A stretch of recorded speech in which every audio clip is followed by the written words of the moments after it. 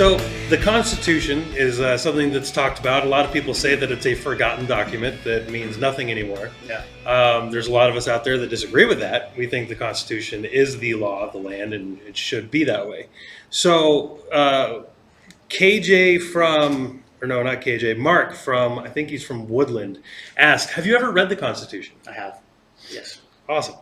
How do we get the United States back to constitutionality? Because the Constitution lays it out very clearly, right? The government shall not, and the government should do X, Y, and Z. Yeah. But now the government does X, Y, Z, A, B, C, and everything else. Yeah. So what would be your idea to bring back the actual constitutional United States? I think it comes with discipline. Like you have to, if a piece of legislation is proposed, and I'm here and I'm sitting there as a congressman, I have to say, hey, is this within my scope of duties? And it doesn't matter how I feel about the topic. We're sitting in Cowlitz County, and Jerry Cooper has a really good example of child care grants, and everybody's pro child care or whatever. But then he opens up the Constitution and so where does the federal government get involved with child care? Well, it doesn't. That doesn't mean you're anti-child care. That just means you're following the Constitution. Somebody else at a more local level can handle things like that. But I think from the federal perspective, really just sticking to what our scope of duties are and letting the states, and then even the states, letting the localities handle business. I mean, I do feel like it's easy to say it's cut and dried and it's super clear. Sometimes it isn't. But in those times, we have processes that are built in where we adjudicate how that's supposed to work. However, just the massive amount of, like, the federal government can do everything. We can promise you absolutely everything is, I think we just have to get back to being honest with people and saying, like, this isn't in the Constitution and I can't do anything about it. Right. So speaking of that, KJ from Kalama asked, on March 26th, you tweeted, seize Bill Gates' land and all land owned by foreign nations to grow crops and raise livestock. His question is that constitutional, and how?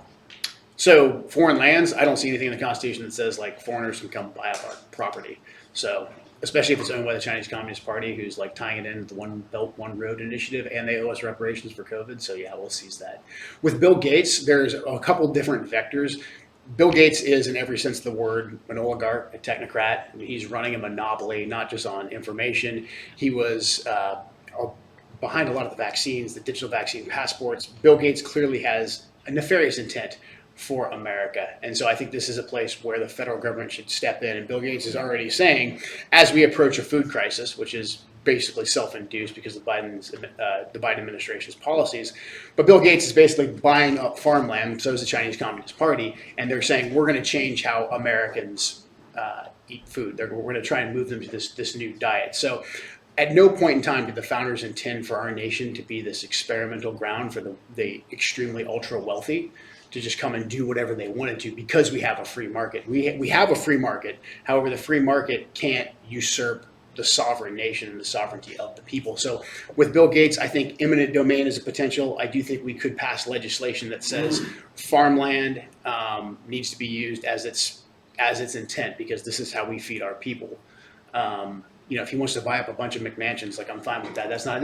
I don't see where that's a massive issue. But farmland in general, I think this goes to the sovereignty of the American people. No one's going to go seize his property overnight, unless he's doing something criminal with it, But I do think that we have a clear case to make with a lot of these oligarchs. It's the same thing with big tech. I mean, how long are we going to let big tech regulate how we speak? Yep. It's the modern day public square. They control access to our banking. They can control our healthcare. Again, they're trying to move us towards this digital currency with a digital vaccine passport, essentially a social credit score. Are we going to let all that happen at the altar of the free market, or are we going to? Should I speak into this? Yep. Right now? Okay. Or should we actually go and do something about that because it presents a clear and present danger to the American people? Oh, say, can you see by the dawn's early light what so proudly we hailed at the twilight